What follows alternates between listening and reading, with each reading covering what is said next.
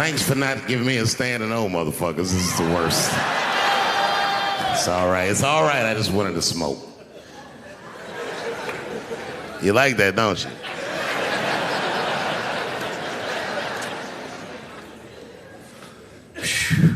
Okay.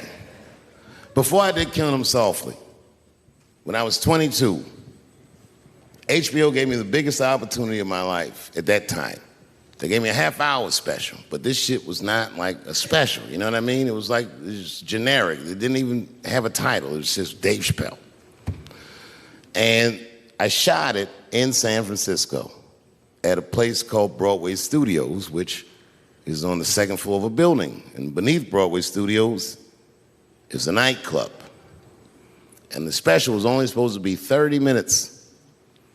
And I got ready, I practiced, I did all the shit I was supposed to do. And the night that I taped, 20 minutes into my 30-minute set, I'll never forget this, music started blasting from the nightclub underneath. You could hear it real loud, and it fucked my whole show up, and I was devastated. I was a young man. I really believed in what I was doing, and I thought that my dream had been killed. So when I got off stage, I ran down the steps to the alley behind Broadway Studios and where the control trucks are parked, and I kicked that motherfucking door open, and I started yelling at all the producers. I was nobody in show business, just a guy that believed in us. I said, man, you fucked everything up. That fucking music, what the fuck were you thinking? And there was a guy who was a big-time producer, I ain't saying no names, and he stood up, and he said, hey, kid, sit the fuck down. He said, we didn't ruin anything. He said, we made a deal with that nightclub to not play music, and they didn't honor the deal. And I said, who didn't honor the deal? And he pointed to a guy. I'll never forget it. It was an old white man sitting in the Ford Taurus by himself. And he said, that guy right there.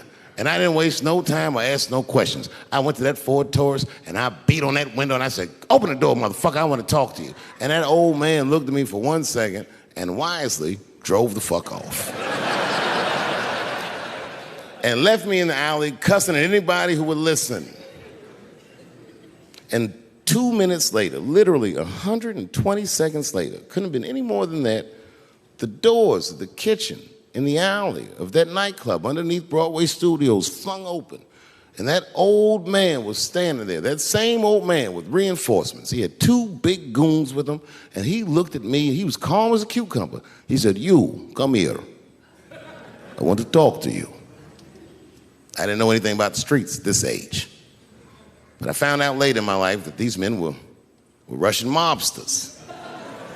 And I don't know what you guys know about the Russian mob, but these are the niggas that killed Denzel in Training Day.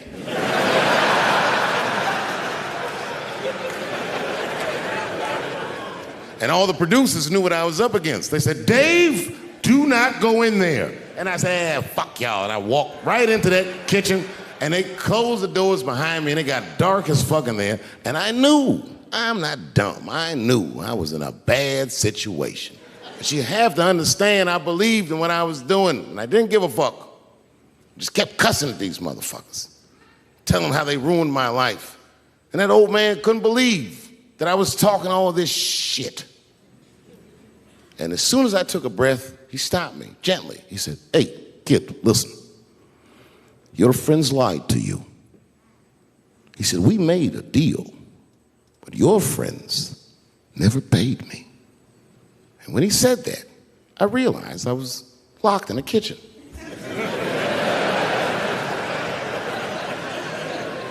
I realized he was telling the truth, which would make me wrong.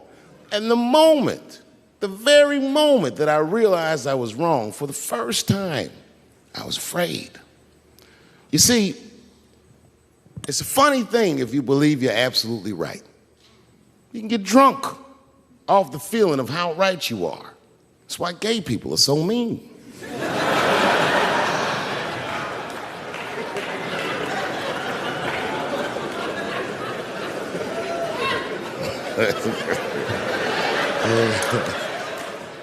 But I didn't buckle. You guys would have been very proud of me. I was scared, but I didn't buckle. I said, well then, sir, I owe you an apology.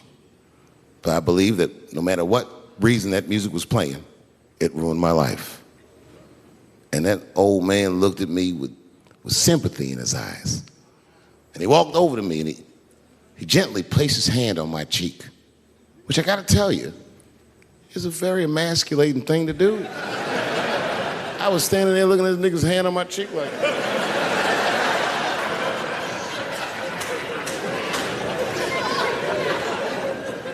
And he said, "You are a real man." And he tapped me on my cheek. Real soft. Just like that. The doors opened back up. The light from the alley flooded into the kitchen. And I just walked out alive. I lived to fight another day. And in that moment, I learned one of the most valuable lessons of my life, and I have to share it with you. And that lesson is this: in your life, in any given moment, the strongest dream in that moment wins that moment.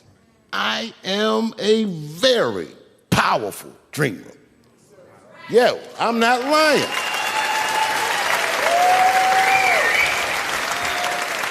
I dreamed tonight, this very night, as a 14-year-old boy, and I am living it as a 50-year-old man. My dreams are very strong. Today, I walked all around Washington. I used to be poor in this city, and all day people just said, hey, Dave, like they knew me personally, and I felt like I knew them. And I say to myself, my God, Dave, what a powerful dream. But then sometimes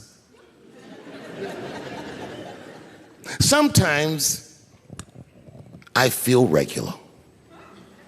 Just feel like myself. Maybe I'll smoke some weed and be in some nightclub and feel shy.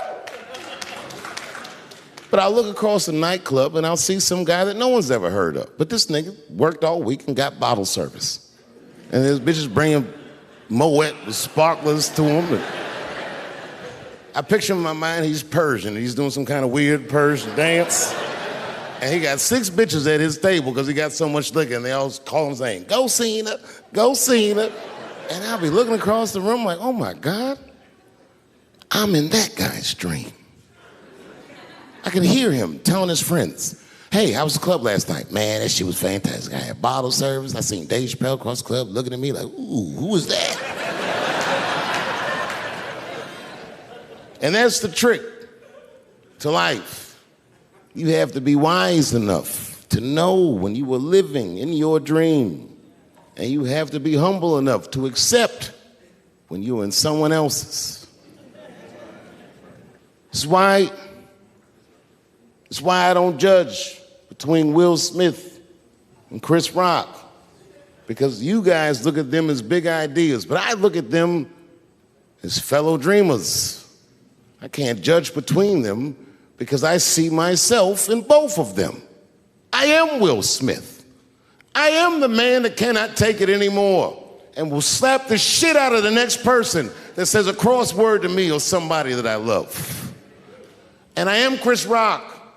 I am the man that can get slapped in front of the whole world and keep my composure so I don't fuck anything up.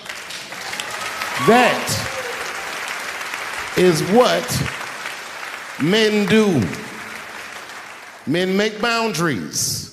Men enforce boundaries, and men test boundaries. And no man tests more boundaries than a trans man.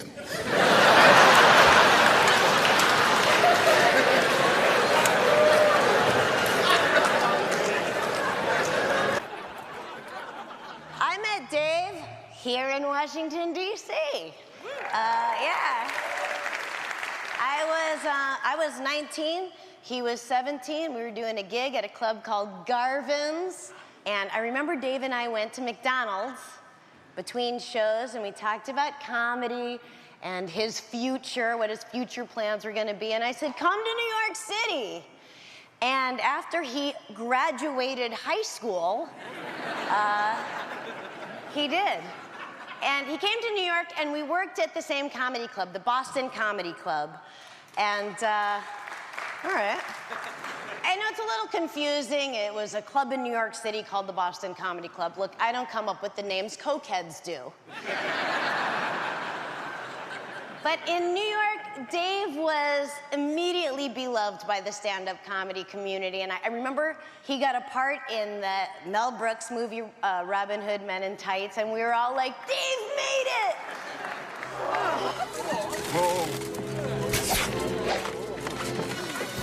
Who's the man? Who's the man? Go. He came back from LA, and he got right on stage to talk about his trip out west and how he finally went to Compton after hearing so much about it. And he was like stunned to see that people there had yards. All the lore of Compton, and people were like mowing their lawns. And of course they were, but there was just like something about that tiny little detail. And that's what he does. He lets himself be surprised by what he learns, and then he takes us with him as he, looks at it from every angle, angles that most of us don't even see. Isn't it weird how there's a disease that just starts in 1980 and it doesn't kill anybody but niggas, fags, and junkies? Isn't that a fucking amazing coincidence that this disease hates everybody that old white people hate? I think either God is white or the government hid that shit in disco balls. He's always thinking about stuff. He's examining everything. And he really, he gets in his own world. Now, this is when I knew I was in a bad neighborhood. You only see this in the worst neighborhoods. Remember, it's 3 o'clock in the morning. It's 3 o'clock in the morning. I look out the window. It was a fucking baby standing on a corner. And the baby didn't even look scared. He was just standing there.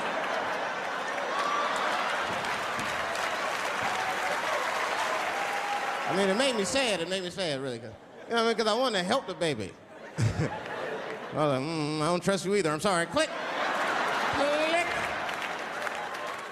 I remember we were together in Vancouver, and he came over to smoke a joint. And that's exactly what he did. He came over, and he smoked a joint. The whole thing. Like by himself. While pontificating about everything that's wrong with the world. I'll tell you what's wrong with the world. A lack of sharing. I think it's puff, puff, pass, not puff, puff, puff, puff. Dave, can you believe this? You're getting the freaking Mark Twain Prize. You deserve it. It's the right thing. It's actually perfect that you're getting the Mark Twain Prize because you both love using the N-word in your masterpieces. Why is it that I can say the word nigger with impunity, but I can't say the word faggot? And she said, because, David, you are not gay. I said, well, Renee, I'm not a nigger either.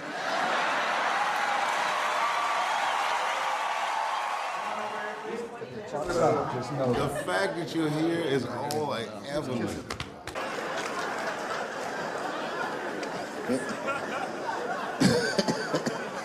He said, well, what's the problem with that? I said, well, the problem, sir, is that our hero is not, he's not a handsome man. And he's often short on cash. So whenever trouble breaks out, he has to run around the city and convince women to let him pat their vaginas. Please, miss, that building's on fire. Can I pat your vagina quickly? People are dying, but he can't tell them exactly why. Ugh, get away, you're gross. Please, miss, people are dying. Just a couple of pats. Ugh, gross, get away.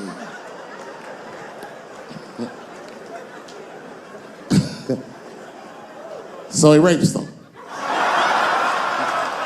I know. That's the dilemma for the audience. Because he rapes, but he saves a lot of lives. And he saves way more than he rapes, and he only rapes to save. But he does rape. I didn't realize it, but the whole green room was looking at us. All the celebrities were disgusted. Oh. That guy from Texas was like, here's my card, call me on Monday. That worked out. The second time I met O.J. Simpson,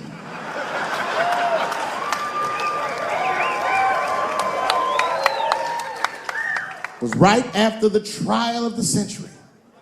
There I was, now a young man of probably 23. O.J. Simpson was the most famous or infamous face on planet Earth. I was in a restaurant in Beverly Hills with my agents. I wasn't alone in the restaurant, but I was alone. I was the only black person in the restaurant. And in the 90s, that felt very uncomfortable. Now I tend to enjoy it at this age.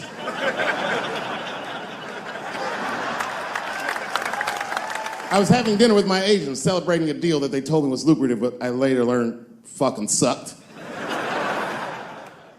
And suddenly, a group of women walked by. Every race was in that group.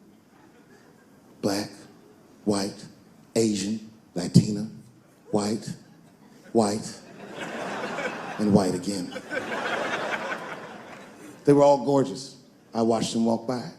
Then, I saw a familiar face. Al Collins, the man from the infamous Bronco chase, walked by and embraced one of the women, and they walked towards the door. Couldn't believe what I saw.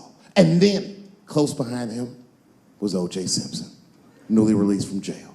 The restaurant fell still. I was shocked. I didn't mean to say it out loud, but it just came out. O.J. He stopped, turned around to see who said it, saw my black face, and correctly assumed it was me.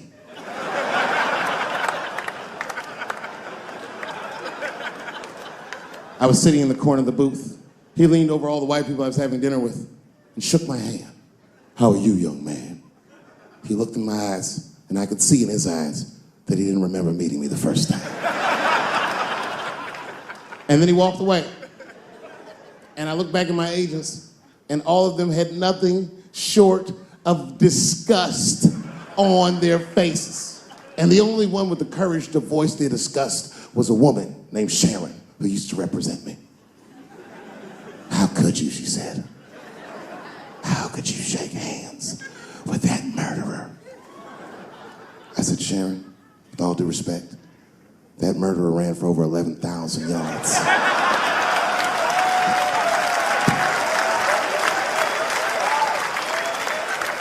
And he was acquitted, so, fuck it. Glove didn't fit. Glove didn't fit. Get over yourself.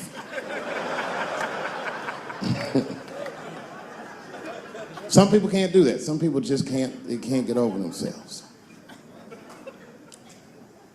Gay people have a hard time doing that recently. Here we go. Here comes the deep water. No, recently I've noticed that. I noticed that with that Manny Pacquiao controversy. Yeah, no, it was now in the gay community's defense, Manny Pacquiao said some outlandish shit about gay people. Very, very not nice things that I won't repeat, but there was biblical verses and some analogies to animals. Wasn't a good look. Nike took his shoes immediately, which I thought was a little harsh. A little harsh. You know what I mean? Because he's, just because he's Asian. You know what I mean? Fuck, you gonna take shoes off Asian dude to appease a gay dude? You know what I mean? No? You don't know what I mean. But Asian people kind of know what I mean. No? No Asians in the front? No? No, this is what I mean. Okay, look, okay, you're an Asian dude. No, I say this with no disrespect, but we're all Americans, right? And we can agree that America has a huge body count all over the world, but nowhere more than Asia. Literally, if you look at history, recently, we have bombed the masculinity out of an entire continent. We dropped 2 atomic bombs on fucking Japan, and they've been drawing Hello Kitty and shit ever since. There's a lot of lady boys in the wake of our bombs. And I know these things because my wife is Asian. She's Filipino. All right, well, okay, so that explains it. Now you know why you see me at all those Filipino events. I'm not there picking up pussy, I'm dropping some off.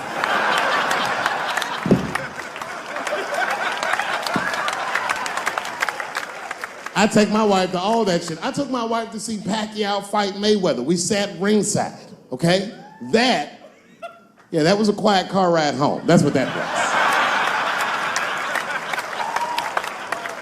But if you know what's popping in the Philippines, you know that they got a whole generation of kids in the Philippines growing up without their mothers. Yes.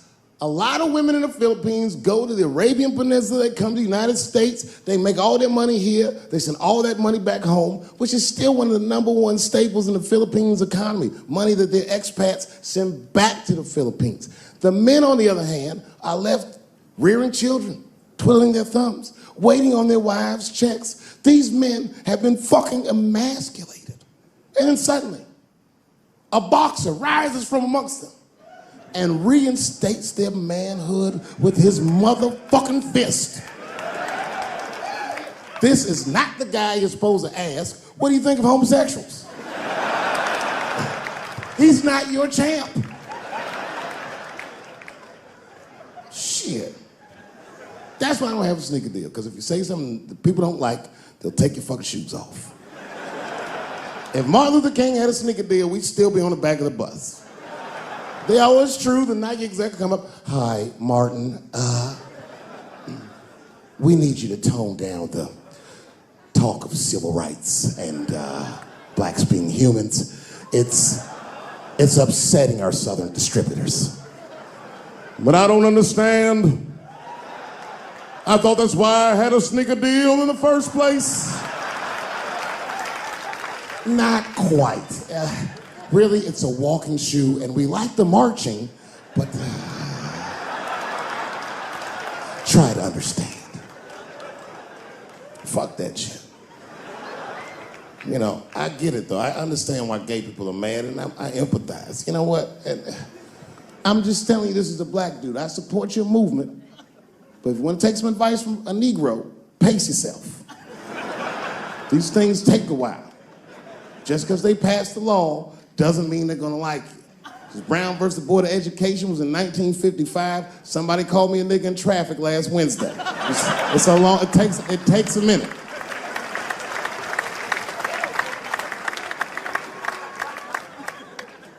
My wife's friend, Stuart, told me that. My wife has a lot of gay friends. Stuart's their leader. She has a lot of gay friends. And I don't like them.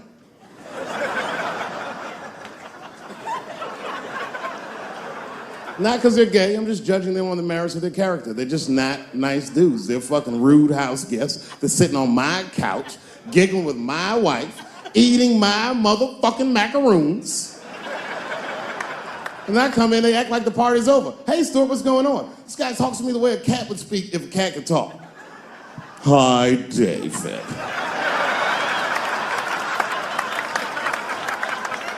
Stuart, what's all the beef, man? What's going on?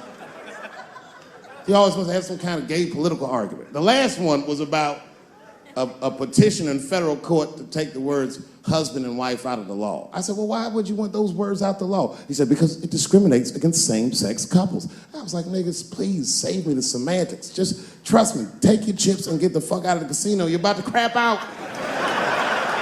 Just go outside, talk that over amongst yourselves, and whichever one of you is gayer, that's the wife.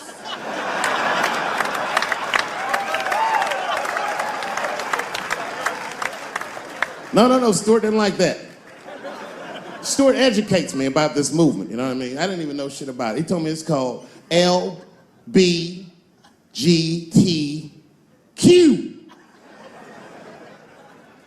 I was like, what the fuck is the Q? Does that even make sense, Q? Turns out Q is like the vowels. That shit is sometimes Y. It's for gay dudes that don't really know they're gay. You know what I mean? Like prison fags who are like, well, I'm not gay, nigga. I'm just sucking these dicks to pass the time. I'm not G, I'm Q. Ugh.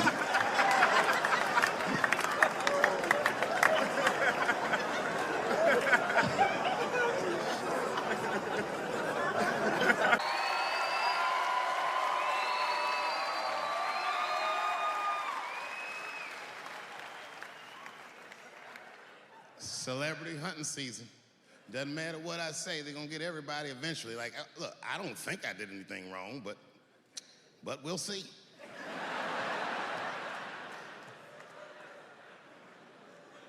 They even got poor Kevin Hart.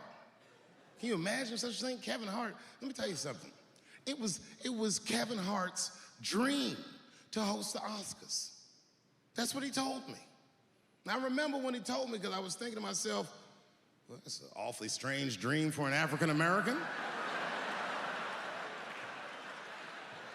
Kind of nigga dreams of hosting the Oscars. Kevin did, that's who. And he did it. Against all the odds, Kevin became the most famous comedian this world has ever seen, and he got the job that only one black man before him had had. He was gonna host the 80th Oscars. And I don't know what you know about Kevin, but I know Kevin Hart is damn near perfect. As close to perfect as anybody I've ever seen. In fact, Kevin is precisely 4 tweets shy of being perfect.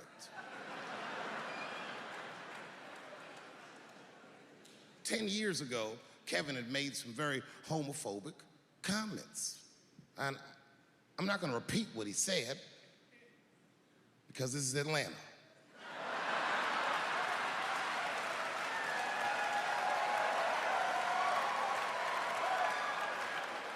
You know what I mean.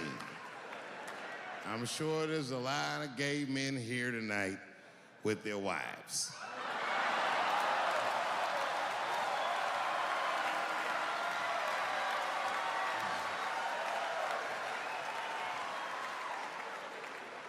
Far be it from me to offend anybody. All right, I'll tell you what he said. But just remember, these were not my words. These were Kevin's words. And it was a long time ago. And I'm paraphrasing because I'm not good at telling other people's jokes.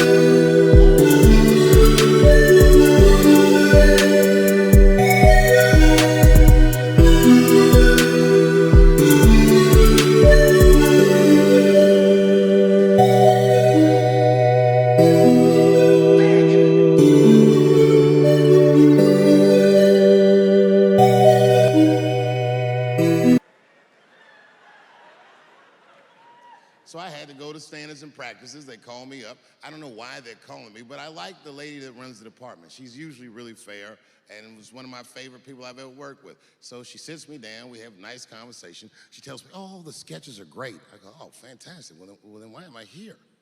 She said, because, David, there's no way that you can ever say the word faggot on our network. I didn't know I did anything wrong. I didn't try to defend myself. I said, all right, fuck it, I'll take it out. Have a good afternoon. And as I was leaving, it occurred to me, hey, Renee, quick question. It's just a question. Seriously, I want to know, like, why is it that I can say the word nigger with impunity?